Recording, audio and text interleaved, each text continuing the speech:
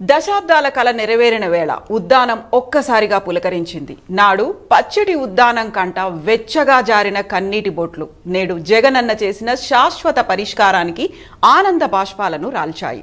దశాబ్దాలుగా గుండెలు పిండేసే కిడ్నీ బాధితులకు చెక్ పెట్టి వారి ఆయువుకు ఊపిరి పోశారు.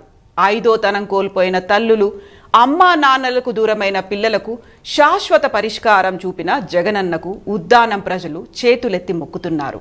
ఉద్దానానికి సీఎం జగన్ ఊపిరి ఎలా పోసారో ఒకసారి చూద్దాం.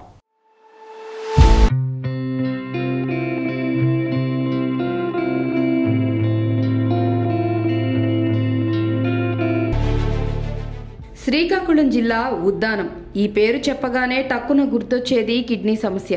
అక్కడ ప్రజలను 40 ఏళ్లుగా ఈ మహమ్మారి పట్టి పీడిస్తోంది. ఎంతో కాలంగా కిడ్నీ సమస్యలతో బాధపడుతున్న ఉద్దానం ప్రజలు తమ సమస్యను పరిష్కరించే నాదుడే లేడని కన్నీరు మున్నీరుగా విలపించారు. ఇక్కడ ఉన్న దాదాపు 1,00,000 మంది జనాభాలో 35% మంది కిడ్నీ వ్యాధిగ్రస్తులే ఉండటం గమనార్హం. మొత్తం 35,000 మందికి పైగా కిడ్నీ రోగులు ఈ సమస్య నుంచి శాశ్వత పరిష్కారం కోసం దశాబ్దాలు తరబడి ఎదురుచూస్తున్నారు. తాము మాత్రమే కాదు, తమ భావితరాల వారి ఆరోగ్యం కోసం ఆందోళన చెందుతున్నారు. ఇక ఆ సమస్యకు ఏపీ సీఎం జగన్మోహన్ రెడ్డి శాశ్వత పరిష్కారాన్ని తీసుకువచ్చి ఉద్దానం కిడ్నీ సమస్యకు చెక్ పెట్టారు. కిడ్నీ రోగాలు ఎందుకు వస్తా ఉన్నాయి అంటే దానికి కారణం మనం తాగే నీళ్ల క్వాలిటీ బాగలేదు కాబట్టి వస్తా ఉన్నాయని తెలిసినా కూడా పట్టించుకొని ఈ ప్రభుత్వం తీరును చూసా. ప్రతి ఒక్కరికి నేను ఇవాళ చెప్తా ఉన్నాను, త్రాగడానికి నీళ్ల క్వాలిటీని మారుస్తాం. త్రాగడానికి రిజర్వాయర్ల గుండా కాలువలు తీసుకొచ్చి కాలువల ద్వారా తాగునీరు ప్రతి ఒక్కరికి అందేట్టుగా చేస్తాము సర్ఫేస్ వాటర్ ద్వారా అని చెప్తా ఉన్నా. ఆ రోజు నేను చెప్పాను, నేను ఉన్నాను అని చెప్పి నేను ఆ రోజు చెప్పాను.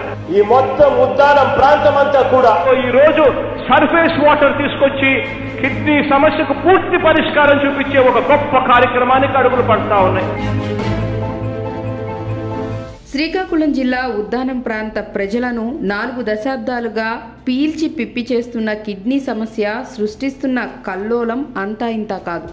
ఏళ్ల తరబడి నుంచి చాప కింద నీరులా ఈ ప్రాంతాన్ని కబళిస్తోంది. ఇక్కడున్న జనాభాలో 21% పైగా కిడ్నీ వ్యాధితో బాధపడుతున్నారంటే పరిస్థితి ఎంత తీవ్రంగా ఉందో అర్థం చేసుకోవచ్చు. ఇప్పటికే 15,000 మంది చనిపోయినట్లు అంచనా. ఒక అంచనా ప్రకారం జిల్లాలో 112 గ్రామాలు కిడ్నీ బారిన పడి విలవిల్లాడుతున్నాయి. సాధారణంగా రక్తంలో serum creatinine 1.2 milligram by decilitre కంటే ఎక్కువగా ఉంటే కిడ్నీ సరిగా పనిచేయటం లేదని అర్థం. కానీ ఉద్దానం ప్రాంతంలో సీరం క్రియాటిన్ లెవెల్స్ చాలా మందిలో 25 మిల్లీగ్రామ్ బై డెసిలీటర్ మేరకు ఉంది. క్రియాటిన్ 5 దాటితే డయాలసిస్ తప్పనిసరి.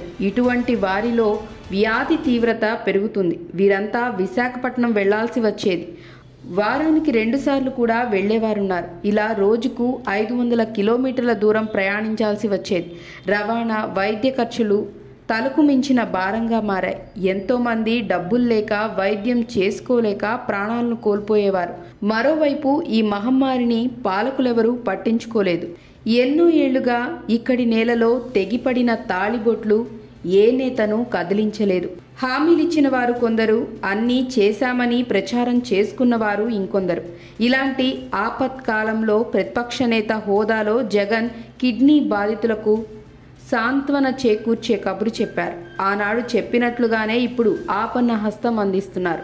సీఎం జగన్మోహన్ రెడ్డి నిర్ణయంతో రంగంలోకి దిగిన అధికార యంత్రాంగం ఉద్దానం కిడ్నీ బాధితులకు భరోసా కల్పిస్తూ ఆ ప్రాంతానికి దాదాపు 100 కిలోమీటర్లకు పైగా దూరంలో ఉన్న హిరా మండలం రిజర్వాయర్ నుంచి మెలియా పుట్టిశుద్ధి కేంద్రానికి మంచినీటిని తరలించి తొలిదశ ట్రయల్ రన్ విజయవంతంగా పూర్తి చేసింది. 32 కిలోమీటర్ల పొడవున భూగర్భ పైప్ లైన్ ద్వారా నీటిని తరలించి శుద్ధి కేంద్రానికి చేర్చారు. మొత్తం ఈ మార్గంలో 132 కిలోమీటర్ల మేర భూగర్భ పైప్ లైన్ను నిర్మించి ఉద్దానం చివరి ప్రాంతమైన ఇచ్చాపురం వరకు ప్రతి ఒక్కరికి రక్షిత మంచినీటిని అందించటానికి అధికార యంత్రాంగం ప్రయత్నాలు చేస్తోంది.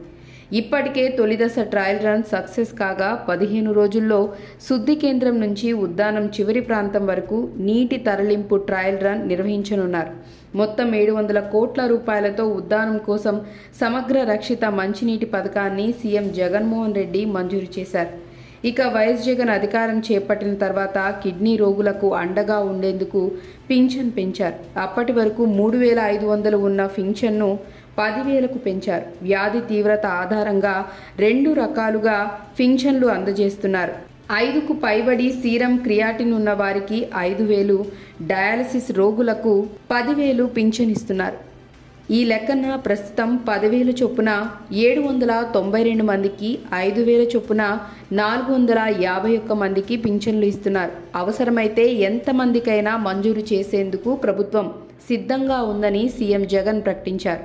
నెల నెల డయాలసిస్ పేషెంట్లు డయాలసిస్ చేసుకుంటూ బ్రతకలేని పరిస్థితిలో, బ్రతుకుడే కష్టంగా ఉండే పరిస్థితిలో ఉన్న వాళ్ళందరికీ నెల నెల డయాలసిస్ పేషెంట్లకు పెన్షన్ 10,000 రూపాయలు చేశాం.